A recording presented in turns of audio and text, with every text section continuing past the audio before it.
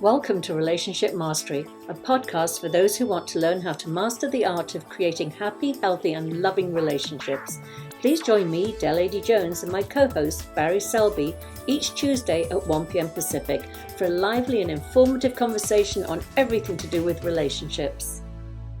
Hello, everybody. Thank you for joining us again. Hi, Barry. I hope you've had a wonderful birthday month. I know it was your birthday last Friday. Oh, my gosh. Enjoying it. Yeah, exactly. I love it that you give yourself a month. Hey, why not? My birthday this year, I didn't do a thing. We were evacuating and the fires and living in a hotel room with 2 cats and a dog and a son and a beautiful partner. So That does make it a little more challenging, but still you can have a little candle and a little cake if you wanted to, I guess. I just wanted to be with my little group there. So it was a beautiful birthday, very different. But anyway, so today, Barry and I were just talking about how relevant this subject is of how we teach others how to treat us. And, we learn from experience. And there was a time in my life where I was innocently teaching people how to treat me.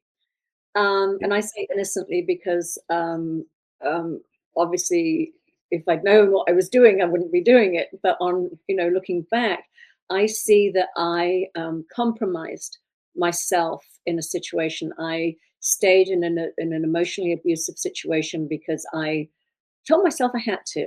There were circumstances around that, but and I didn't realize that each time I tolerated emotional abuse, I was teaching my partner that it was okay to emotionally abuse me.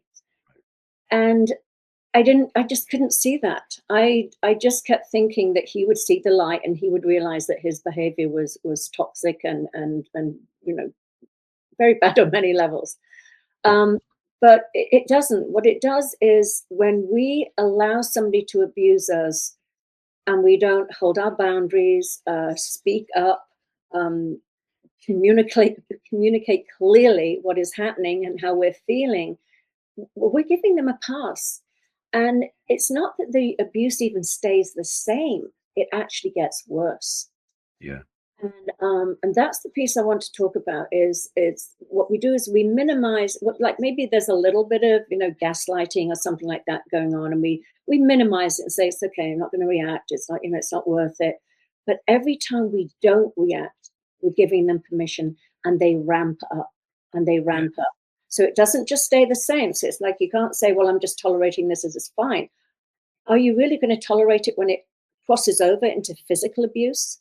Because they're so used to just lashing out and letting go and having no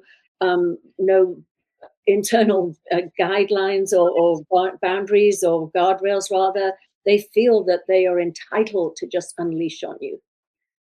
Well, the thing with that, so this is definitely an interesting topic and something I know about myself personally and with my clients too. The thing that I'll speak to, because you mentioned this, is, and I was listening to an audiobook this week, and something that was talked about was, I'm using the term, it's not the terms in the book, the way I hear it is sensory that word, basically it's like basically making you more numb, basically. And what the thing is, so what you're saying is the reason why I think that happens is because we, as the victim, for want of a better word, don't necessarily keep a boundary at the level of abuse we take. We just think it's okay, and because that unconscious piece, where it's gaslighting or not, it's still a place where we let that increase because we become numb to it progressively. And the thing is, what happens is, like at the beginning of the relationship, like you said, like the way that predators work in that sort of abusive way, it's always like it's a little bit of like a 1% of what they're really going to do. But over periods of time, it becomes 5 or 10%, then it's 50%, it's 100%. But we adjust to that without realizing it. And we don't do anything to stop it. Exactly. And I think there are 2 other things in here. And one is, and again, this is really, really being, as we talk about all the time, of self-awareness and reflecting back and being honest. When I've been in a relationship, I'm much, much better now. But when I was younger, sometimes I'd be a little bit of a hothead or reactive, or something like that. Well, I still am sometimes. Humans, a lot quicker, and I apologize for it. But back then, when I was younger, if somebody tolerated me doing that, I lost respect for them. If somebody said to me, "You do not speak to me that way. I'm not going to tolerate that," I would immediately like go, "Oh, okay, I've overstepped the line. I know I've overstepped the line." And but if they just took it and didn't hold up that mirror to say, "Hey, you've gone too far," I lost respect for them. And I think when you don't respect the other person, Yeah. you can become more what's the word? You can take them for granted. You can be more dismissive. You can be just less respectful when you don't respect somebody for having healthy boundaries. So Right. that's one thing I think that happens. And the other thing I think that happens is if you don't respond, because it like just we'll just put a label on it, say it's a narcissistic person who's verbally abusing and emotionally abusing you, they're looking for a reaction. And so if you just don't react at all, they escalate because they're looking for the reaction. Hmm. That doesn't mean that you have to retaliate or respond with aggression, but you can simply say, when you speak to me that way, I'm leaving. Now, that is a reaction and it's holding a boundary, but it's not engaging and going back and forth and back and forth. And don't you speak to me that way? And I'm not going to tolerate this, but I'm going to stay here anyway because I'm afraid of being alone. And you can keep talking to me like that. I'm going to make noises, but not do anything about it. So Right. those two things I think really play into it as well. It's interesting because this dance of, and it's not just a romantic relationship, but any relationship, it happens in families too. There's an interesting, it is an interesting dance between the people who are the abuser and the abusee, so to speak, Hmm. where basically we, and it's interesting because I look back at my bullying days when I was a kid, how I didn't stand up to that. And I think what happens internally for me was I didn't think I could change it. Once it started happening, I didn't feel I could do it. It's like standing up now will be too late. It's like, you know, the chickens fled the coop sort of thing. It's like, it's already happening. So it's I got to put up with it. And I realized that was a errant approach. I mean, I was, 13 and 14 at the time. But looking back in hindsight, it's like, no, the reality is, and this all conversation is that even though we may have put up with something and it's become worse and worse, we can say enough is enough. Yeah. And and just to go back to the bullying thing for a second, I remember that this went for several years during high school, and at one point, this is towards the end of maybe a year or two before the end of high school. I was in a class where one of the bullies was sitting next to me, and he was trying to make my life miserable. I'm not sure I've said this before. Basically, because it was technical drawing, which is draftsmanship, basically. So we had T squares and drawing boards and all different accoutrements. And he had a pair of dividers, which are like compasses with 2 points. And basically, he was trying to poke me with them. And I basically got to the point where I said, enough is enough. Like that sort of thing where I can no longer let that happen to me. And I grabbed a T square and smashed it across his wrist without even thinking about it, and drew blood. And part of me had double things at the same time. One was like, it's about damn time. And oh shit, what have I done at the same time? And the thing was, I was worried that when I left class, I'd get clobbered even worse because of what I'd done.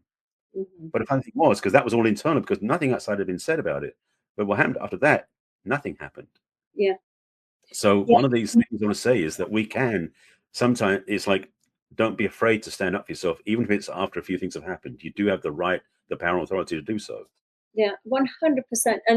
And again, I just want to say that, when you're a child and the bullying is just versus a group of boys, Yeah. I really empathize with your rationale of like, do I really take on a group of boys? Is it better to just sort of, shut down, as we talked about a few weeks ago, about whether you're, you know, um, fight, flight, or freeze, or fawn, as you said. Um, Hmm. so I can see that is a very difficult situation for a young child to be in. And what I was thinking in this, these it really came up this week with a client that has been telling herself constantly that it's better to be in this relationship than to be single. She's got some thinking about Oh, about yeah. I've it had that being, client. and it Yeah. doesn't matter how much I say, hey, being single is great. It's fun. It's once you, I mean, not saying, I mean, I love being in a relationship too, but a healthy relationship, because Yeah, being absolutely. single is great, and a healthy relationship is great. But compromising, how you're treated in a relationship for fear of being alone. I know we've done a show about this. Um, Again, as I said, it's giving the message to the other person that it's not even them that they are that invested in or love or care about. It's just having a warm body next to them. So Yeah. that also ignite the abusive behavior, because that person doesn't feel, I'm not justifying it by any means. I mean, if you become emotionally abusive, that's, has nothing to do with, if you don't feel loved in a relationship, leave. Don't stay there and abuse the person. I'm not saying you should at all, but I'm just saying that lack of respect that is underlying the Yeah. bullying and the abuse is fed by the person feeling like, oh, so you just want a warm body here. You don't care, how you're treated, and they can't respect you for that. But not even that. If you become so needy for the relationship, the other person looks at it and goes, "I don't have to do anything." It's almost like not so much they abuse, but they don't even put any effort in either. They become passionate because they go, "You know what? I'm great. I get the partner hangs out with me. I don't have to do anything to make them happy. I can just be Mhm. myself." Which in a way is kind of like on a high level, that's a good thing. But basically, in those relationships, it's like such an apathetic way of being. There's no contribution from either partner. No, So exactly. I'm you laughing know, because I'm thinking, "Hang on a minute, Woody and I let each other be who we are," but no. I But know, you know what I mean. The difference, though. exactly. But having said that, it is an absolute relationship of constantly, as I say, filling that well of well-being and love and appreciation that keeps it alive. And so it is. It's making each other happy by acknowledging each other and Right. just loving the other person, letting them know that you love being with them and what it is that you love being with them for, Hmm. like that. So yeah, this and what I realized when I came out of my abusive relationship was that everything I accused my ex of doing, I did to myself.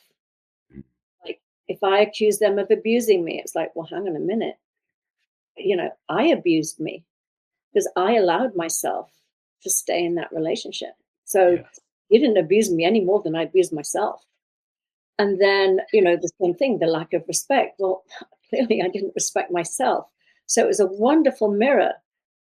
You can use how somebody treats you as a mirror to how you're treating yourself. Right. So again, when we teach others, how we treat ourselves, how we respect ourselves, how we value ourselves, how, we maintain our dignity and our boundaries and all of those things. When somebody else sees that, they either follow suit or it's just not a fit and they leave. But very rarely, when somebody has that high self-esteem, does somebody even attempt to try and bully and control and emotionally abuse them. They just know that they're too strong to do that to, and they don't waste their effort. If they want to remain being in a relationship rather where they are in control, have all the power, they're just not going to stick around with Yes. somebody that has self-esteem. Which is basically the cure. Being able to really having to take care of yourself. One of the biggest things. I mean, it's funny. This year is a lot about working with singles. In my working all about self relationship in a way, because as you say, it's true. How we treat ourselves is what we invite other people to treat us the same way. And so I really want to raise my clients' standards and self respect and self regard. So they then raise their standards of what they attract. And we talk about this from USM as well about the level of relationship we attract is where we are. So the more we raise our own standards, the more the relationship improves as well. But it's challenging. I mean, so many people I know in the world, boy, have unfortunately thought that you have to settle to be in a relationship. Settling down is the term they use, which is such a not a positive framing. So of course Mhm. they think what's the lowest common denominator. So relationships become unfortunately not the ideal place to be if you don't have any desire to, if you don't have a desire to be autonomous. And yeah, I mean, like you're saying about being in a relationship is wonderful. I also think being single is wonderful because I've been single for quite a long time. And that's the choice points we have. We don't have to do one or the other. So Yeah. being able to take care of ourselves, whether we are in a relationship or single, prepares us for better choices down the road. I do think that, I mean, in when I left my long-term relationship, um, I I was I knew, I mean, we were at USM, so I knew enough back then that that I had attracted this into my life for a reason. And I knew that I needed to take, and I had been a little bit of a serial monogamous before that. I was jumping from one relationship to the other, and not even consciously. I don't know, I mean, I was a pretty loner. I left home at 16 and moved to Spain when I was 18, moved to America when I was 21 without knowing anybody. So there was that part of me that was very independent and enjoyed living alone and establishing myself and challenging myself to do that. But I also loved being in a relationship. And I I realized that after coming out of that long-term relationship that was not healthy, that I really needed to just say no to any relationship. I needed to, well, number one, I needed to absolutely rebuild myself. I always say I came out of that like a rag doll with the stuffing pulled out. I mean, I was not anywhere near the person that I had entered into that relationship as in the beginning. I was so, you know, narcissistically abused that I'd lost all sense of self.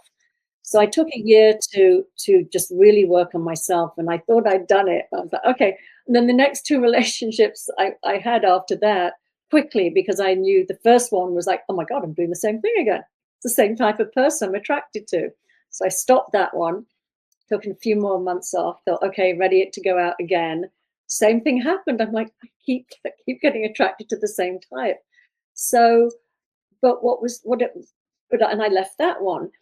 But that year alone, even though I was still paying attention to who I was attracting or being attracted to, um, I just loved that year of being alone so much that there was no fear of, oh, okay, I'm with the same type of person. I've got to stay here. It was like, oops, no, moving on. That one's, I'm repeating a pattern here, and that gives you strength when you just spend that time alone. It's not a big scary monster, as you say. It's a beautiful place to be. I have single friends that this person I'm talking about is convinced that you only can do things as couples. It's like, no, not at all. So, I mean, your life can be as rich, if not richer, when you're alone. And until you see that and experience that and know that, you're going to be operating from a default position of anything is better than not being in a relationship. Right. Yeah, and the thing is, a lot of people I know carry this thing is like, that I'll be okay when I have the relationship. It's like, no, be okay now. Do what you want to do now. And I agree with you. And obviously, selfishly, I agree with you. I love being able to do what I want to do when I want to do it. I Mhm, look forward to having a relationship. Things may change at that point. Then again, as you said with you and Udi, it's like you get to be yourself no matter what's going on as a couple. And mhm, so that's the thing for me too. Is like conscious relationship that is one where we respect our own choices and each other's is baseline for me now in relationship. And that's the reason why I spend so much time alone, to really go deep into knowing what motivates me, who I am, what I'm about. So when I meet somebody, I don't give that up, mhm, because that's the thing is the one thing about teach about people that treat us, as I said earlier about settling down. I don't past relationships. I would like put a lot of my stuff outside the relationship and then be in the relationship with my partner, you know, disowning like 20-30% of who I was to be in that relationship, which is not a good thing, because then they didn't know any differently. And not judging them because they didn't know all of who I was in the world, because I sort of hid away from them. yeah, So to bring your whole self into relationship is part of this conversation too. yeah. And the other thing is, I'm just thinking as you were talking that Hootie got an opportunity, or it hasn't come to full fruition yet, but it was brought up by a company he works for to go to Africa for 3 weeks, and he was like, "How do you feel about that?" And I was like, "Jealous, but wow, great! Oh, I'd be so excited!" And he was like, "I love your attitude." And I was like, "What do you mean, my attitude? I want you to do the same for me. I would never Yeah. want." Carry your bag. Yeah, like, is there any chance you need an assistant? But if not, go with my blessing. I can't wait to hear Yeah. all about it and everything. And and I even had a friend that was like, "You're okay with that?" And I'm like, again, treat Yeah. people how you want to be treated. I would want the freedom to take that opportunity. I'd want to feel that my partner supported me and was like, "Wow, what a great opportunity! Go for it." So Yeah. I'm myself. So why on earth would I not give that to my partner? It's that how we treat each other is how we would like to be treated in the Right. relationship. So That's you that's don't get yeah. to be sort of free on one hand and controlling in the other. It's like it has to go both ways. Yeah, it's such a reminder, and that's one of the things is that we can, if we want something, want to give it to our partner first. That idea. So what you Mhm. did with Yuri, it was so clear. It's like you're saying, this is what I value for myself. So of course I value it for you. Yeah. That makes you healthier, and that's the part of this thing about conscious, caring relationship. And it's very interesting because I know couples who've done this, and it's kind of watching. It's sad to watch where they get jealous of each other's freedom or expression or access. And it's like, no, if you can't include your partner, then why are you in the relationship? Mhm. Um, Yeah. and also, but also having the freedom to say, go do what you need to do. I totally support you. That's another part of the healthy relationship, is you're not trying to control or contain them, which is Mhm. again is why being yourself is so important in a relationship. Yeah. And it is, and it's leading by example too. And I'm thinking, even as a parent with children, that this whole thing about respect. It's like, if you show your children respect, they show respect to you. Yeah. And it's a very it's leading by example. It's not saying you must behave this way. It's like, I will show you how I like to be treated, Yep. and by treating you the same way as I like to be treated. And it becomes this sort of circular thing of, oh, I get it. It's like, and we do. It's unconscious. I have another friend who it's so funny because when if I've had to be in hospital a couple of times now for extended periods of time, due to some sort of freak illness, and my friend has been at the hospital immediately, like, and whereas I'm like, it's fine, I'm here for a week or so, I'm okay. In her mind, she needs to be there for me, which is very sweet and lovely. But when I'm ill, I actually like time alone. I don't want to be somebody constantly around me.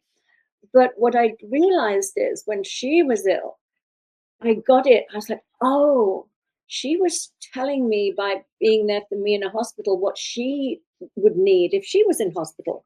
So the Hmm. second I found out that she'd been in an accident, I immediately dropped everything and rushed to the hospital because I knew that's what she needed. And that was absolutely what she needed. She just hadn't verbally, well, she did. She had her daughter call me and say, she needs you.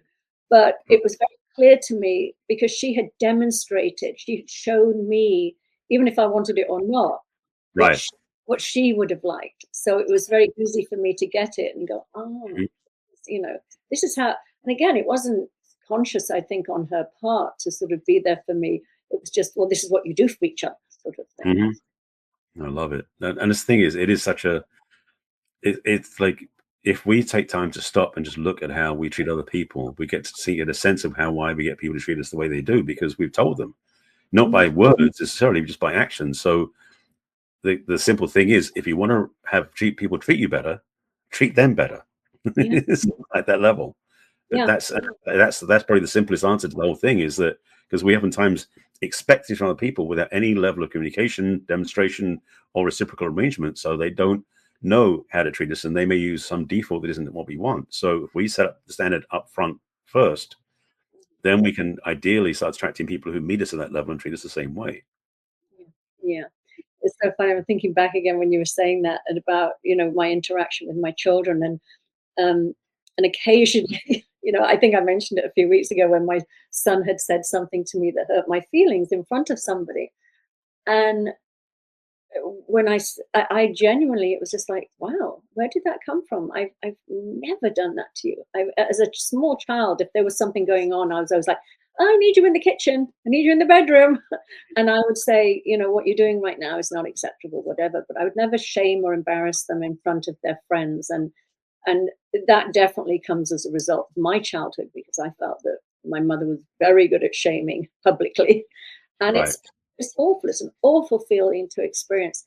But when my son did it to me, and it was so rare that it stood out, and I was able to say, "Wow, I've never done that to you," and he was like, "You're absolutely right. You never have. I'm so sorry. I'm so sorry." And it was great because I was able to say, "That's not a behavior that you grew up with." Right. So it's interesting. It is. It's we do 100%. Not to say that it's always been, like I said, my son slipped into something, and I think it was a heated up moment. He was teasing, but it just sort of got out of hand. Right. But um, but when we do treat other people in the way that we would like to be treated, you can hold that boundary and say, hey, I never treat you like this. Please don't treat me like this. Yeah. But you don't get to have it just, it's not a one-way street. This is the thing is interesting too, because when you meet somebody who you've never met before, you don't know what their relationships have been like. So you don't know if they know how to be treated either. So it's early, it's like you start treating everybody the way you want to be treated, it starts to change things. Well, if your son perhaps was around other people where they treat him a certain way, he may have got in the way of thinking that's the way it needs to be done. So when he treat you the same that way, he may have got it from somebody else, sort of thing. Not like almost like contagion, but the idea being is that how you get treated sort of passes the gift along, so to speak, or the curse along, depending how you do it. So I'm glad that the more I can bring, and I'm not great at it, so I'm just telling myself this is a reminder for the future. The more I can raise the standard about how I treat other people, the more I'm likely to be treated as well in return. Yeah, absolutely, absolutely. It is. It's so many things. It's consistency as well, and being. And we've talked. This is so many subjects we keep revisiting on different levels, but the agreements versus expectations, verbalizing, sharing how you feel, sharing, having boundaries, self-respect, as we always say, and again. Not suppressing things, addressing them, maybe not in the moment if emotions are heated, but certainly when emotions have calmed down, maybe the next day you say, I didn't want to engage yesterday. It was a little, hot and fiery, but I just want to, go over what happened yesterday. And the other one, and this is another show we're going to do next week, I've decided, is the reflective listening, because that again is a huge one. And this, I was going to bring it up right now. Again, it's like in a very, very calm way, share what your desire is for what you want to be treated in a relationship, and then have them reflect back to you what they heard you say, and in turn do the same to them, and just say, okay, now you tell me, and I'm going to reflect back to you. So we really, really clearly understand how we want to be in the relationship, how we want to treat each other, how we are treated. And had another one, it just left my mind. That was a good set anyway. That was great as it was. Okay, well, we'll leave it at that. Yes, so we'll talk more about that next week, because it's a wonderful way to really hear each other and value each other. That's the thing. It's so important that we do make sure that what we're asking for, we actually make sure the person who we want it from needs to know what we're asking for. Because the bad habit we get into is we think they're going to get by intuition or by telepathy. It's like, if you don't tell them, they may not know. They may be really tuned in, which is great, but give them a break. Let them know what you want so they can give it to you. Exactly. Oh, I know what the other one I was going to add to that was. Oh, good. We don't know when we're triggering each other. Mm-hmm. We don't know, unless we discuss these things. Sometimes we have a sensitivity from childhood, like obviously my sensitivity is being shamed. It's most people would have just laughed at what my son said and not bothered them at all. But because I do know that I have that sensitivity to shame, that it rose up in me very quickly. But again, as we always say, self-awareness, knowing that that's mine, not his, and that was mine to work on, not to blame somebody else for. Absolutely. All right, then. Another great conversation, Barry. Thank you so much. Yeah, absolutely. Look forward to the next one now. We've got something lined up. I love it. Exactly. And enjoy the rest of your month-long birthday. I plan to. Thank you. Right. See you next week, everybody. Right. Thank you so much. Bye-bye. We trust you enjoyed this episode and invite you to share this with your friends and loved ones. In fact, please subscribe to our Relationship Mastery podcast. That way you'll get each new episode fresh and shiny as soon as it is released. We'd love to hear from you as well. So go ahead and enter your questions and comments at relationshipmastery.show. Take good care. We will connect with you in our next episode of Relationship Mastery.